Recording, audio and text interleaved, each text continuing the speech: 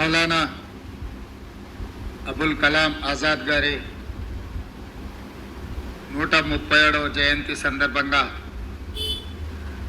తెలంగాణ రాష్ట్ర ప్రభుత్వం ఏర్పాటు చేసిన ఈ కార్యక్రమానికి మిత్రుడు మంత్రివర్యులు పొన్నం ప్రభాకర్ గారు, తెలంగాణ రాష్ట్ర ప్రభుత్వ సలహాదారు మాజీ మంత్రివర్యులు మొహమ్మద్ అలీ షబ్బీర్ గారు, రాజ్యసభ సభ్యులు మిత్రుడు అనిల్ కుమార్ యాదవ్ గారు, వివిధ కార్పొరేషన్లకు సంబంధించిన చైర్మన్లు, మైనారిటీ నాయకులు, మైనారిటీ మిత్రులందరూ ఈ కార్యక్రమంలో పాల్గొని తెలంగాణ రాష్ట్ర ప్రభుత్వం ఈ రాష్ట్రంలో ఉండే మైనారిటీ యొక్క అభివృద్ధి సంక్షేమం కోసం చేస్తున్న ప్రయత్నాన్ని ఏర్పాటు చేసిన ఈ కార్యక్రమాన్ని విజయవంతం చేసినందుకు మీకు అందరికీ మనస్ఫూర్తిగా ధన్యవాదాలు. మొన్న జరిగిన ఎన్నికల్లో డిసెంబర్ 3, 2023 నాడు వచ్చిన ఎన్నికల ఫలితాలలో కాంగ్రెస్ పార్టీని అధికారంలోకి తీసుకురావడంలో మైనారిటీలు తమ వంతు కీలక పాత్ర పోషించి 65 శాసనసభ స్థానాలు గెలిపించి ఒక ప్రజాస్వామిక ప్రభుత్వాన్ని ఏర్పాటు చేసి ఈ ప్రభుత్వంలో మెజారిటీ మైనారిటీ అనే భేదభావం లేకుండా హిందువులైనా ముస్లింలైనా తెలంగాణ రాష్ట్ర ప్రభుత్వానికి 2 కళ్ళ లాంటి వాళ్ళు, మనిషి 2 కళ్ళను జాగ్రత్తగా కాపాడుకున్నప్పుడే ఆ మనిషి చూపు కానీ ఆ మనిషి భవిష్యత్తు కానీ బాగుంటుందని ఏ విధంగా భావిస్తుందో ఈరోజు తెలంగాణ రాష్ట్రంలో కూడా హిందూ ముస్లిమ్స్ని 2 కళ్ళలాగా భావించి అభివృద్ధి పదం వైపు నడిపించే ప్రయత్నం మన రాష్ట్ర ప్రభుత్వం చేస్తున్నది. ఈ ప్రయత్నంలో మీరందరూ కలిసి రావాల్సిందిగా, మీరందరూ అండగా నిలబడితే మైనారిటీ సంక్షేమం కోసం, మైనారిటీల యొక్క విద్య, ఉద్యోగ, ఉపాధి కోసం రాష్ట్ర ప్రభుత్వం అహర్నిశలు ప్రయత్నం చేస్తుంది అని చెప్పి నేను ఈ వేదిక మీద నుంచి చెప్పదలుచుకున్నా. వివిధ సందర్భాలలో చిన్న చిన్న అంశాల ప్రాతిపదికన ముస్లిం మైనారిటీ సోదరులు అప్పుడప్పుడు కాంగ్రెస్ మీద అలుగుతుంటారు. मैं एक बात साफ साफ कहना चाहता हूं, मुसलमान माइनॉरिटी लोग खासकर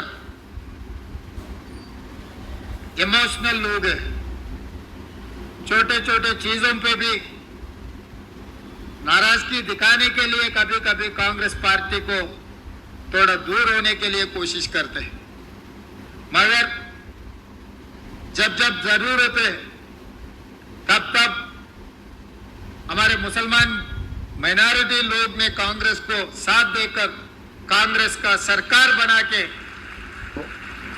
इस देश में एक संदेश देने के लिए कोशिश किया हुआ है तेलंगाना राज्य में।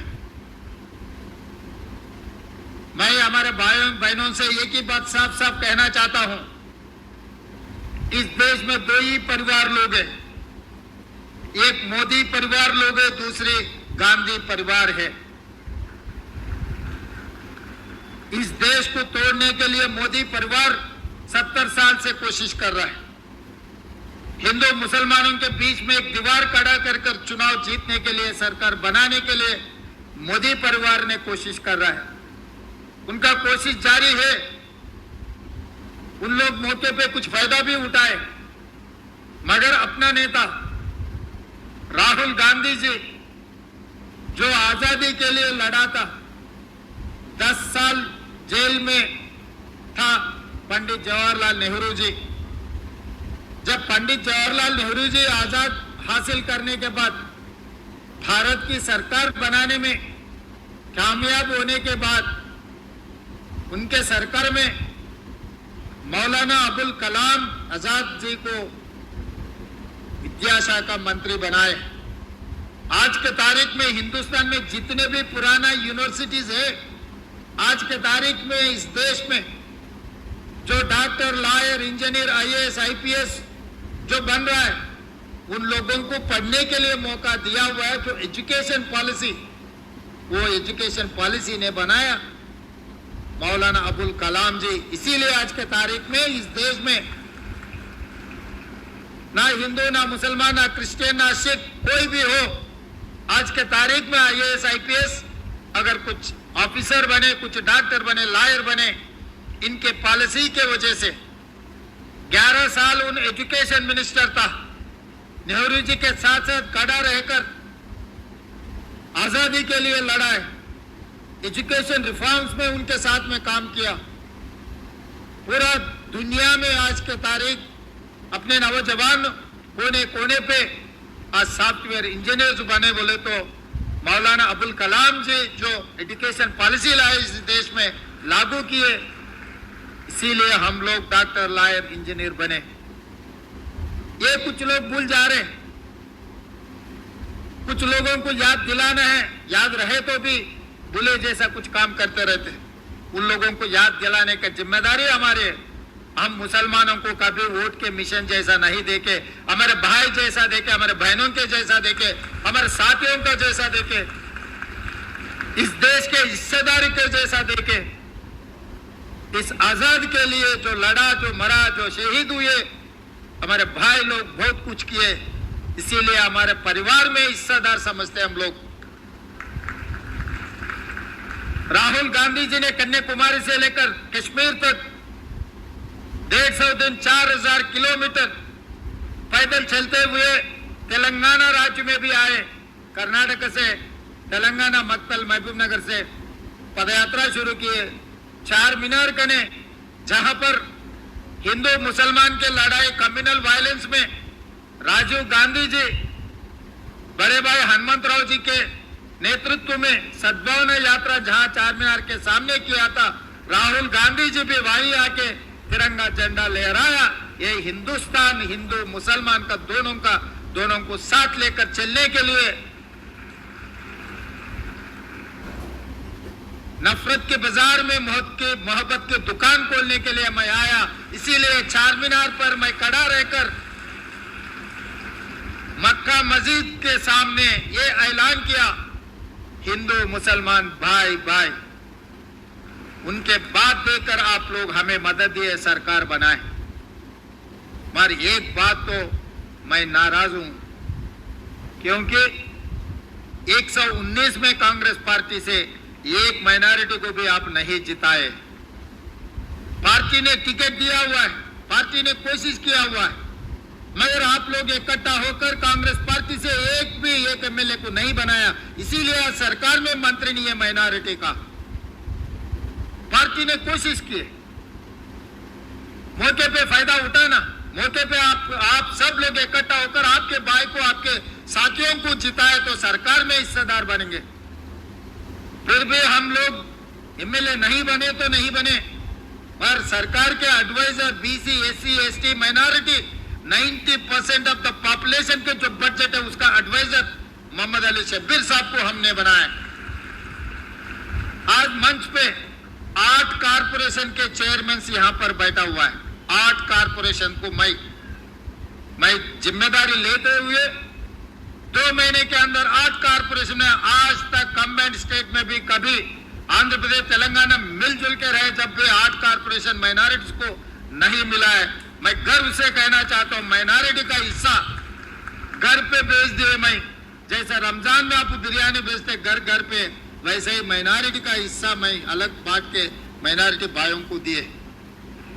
और जैसे भी एमएलसी 4 एमएलसी हम बनाए तो आमिर अली खान माइनॉरिटी सियासत पेपर वाले को वो पूछा भी नहीं, हमें वो एमएलसी पूछा भी नहीं, मगर माइनॉरिटी का हिस्सा देने के लिए दिल्ली से हुकुम जारी हुए।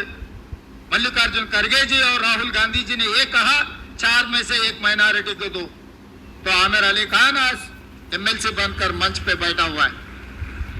जिस दिन राजशेखर रेड्डी जी मुख्यमंत्री था, उनके पेशी में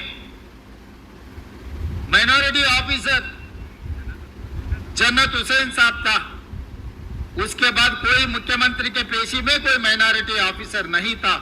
मगर आज रेवंत रेड्डी के सरकार में मुख्यमंत्री आपके दफ्तर में IG cadre officer, minority officer को, आईजी कैडर वाले को हमारे मुख्यमंत्री दफ्तर में माइनॉरिटी ऑफिसर को लगाया कि आप लोग आए तो आप लोगों से बात करने के लिए, आपकी जिम्मेदारी उठाने के लिए। एडिशनल एडवोकेट जनरल अभिनय शबीर भाई ने कहा 70 साल में कभी भी एक माइनॉरिटी एडिशनल एडवोकेट जनरल किसी ने नहीं बनाया। कांग्रेस सरकार ने इस बार बनाया इमरान अली खान को। पब्लिक सर्विस कमीशन में आपके हिस्सा, पब्लिक सर्विस कमीशन में आपके मेंबर को दिए। वाइस चांसलर में माइनॉरिटी को हम लोग भागीदारी किए। किस लिए हुआ? आपको कांग्रेस के सरकार ने बनाया, इसीलिए आपके हिस्सा आपके घर पे आ गए। वो कॉलेज हो, सीट हो, सरकार नौकरियों में, टीचरों में जो 720 या 725 जो नौकरी मिला कांग्रेस के सरकार बनने के वजह से। इस देश का राष्ट्रपति कितना बड़ा, फर्स्ट सिटीजन ऑफ इंडिया, राष्ट्रपति माइनॉरिटी को बनाया कांग्रेस पार्टी ने। देखता हूं तो, और कुछ प्रदेशों के मुख्यमंत्री भी, कुछ प्रदेशों में कोई भी पार्टी माइनॉरिटी मुख्यमंत्री को नहीं बनाए, मगर कांग्रेस पार्टी ने माइनॉरिटी इस देश में मुख्यमंत्री बनाए, इस देश में मंत्री बनाए। इस देश में कांग्रेस पार्टी के अध्यक्ष कंबाइंड आंध्र प्रदेश में कमालुद्दीन साहब को कांग्रेस पार्टी के अध्यक्ष ने बनाया, कांग्रेस पार्टी ने। ये सब कांग्रेस रहने के वजह से, आप लोग कांग्रेस को जिताने के वजह से ये सब हो जा रहा है। मगर कभी कभी रीजनल पार्टी आप लोगों को ये सर्कस दिखा रहे, भाई वो शेरवानी डाल के आपके साथ में बैठकर रमजान में बिरयानी खा लिए, कुर्बानी खा लिए, तो उन्होंने उर्दू में 2000 लफ्ज शहरे बोल दिए, तो आप लोग उसमें सेंटिमेंट से उनके साथ जा रहे। यहाँ पर वोट ले रहे, दिल्ली में जाके किसको दे रहा है वो वोट, आप लोग सोचो। आज के तारीख में हिंदुस्तान में 4-5 पार्टी नहीं है, खाली 2 है। वो 2, एक मोदी परिवार, दूसरे गांधी परिवार। आप लोग डिसाइड कर लो, मोदी के परिवार साथ देना है या नहीं तो गांधी के परिवार के साथ देना है। अगर मोदी परिवार के साथ देना है तो आपके 4% जो रिजर्वेशन कांग्रेस पार्टी ने दिया हुआ है, शब्बीर अली साहब ने जो कोशिश किया हुआ है, डॉक्टर वाईएस राजशेखर रेड्डी ने जो लागू किया, 4% रिजर्वेशन मोदी जी ने निकालने वाले हैं। अगर कांग्रेस पार्टी रहा तो आप लोगों को रिजर्वेशन के साथ साथ नौकरी मिलने वाले हैं, सीट मिलने वाले हैं, सरकार में आप लोगों को हिस्सेदार बनाने वाले हैं। आप लोग तय कर लो।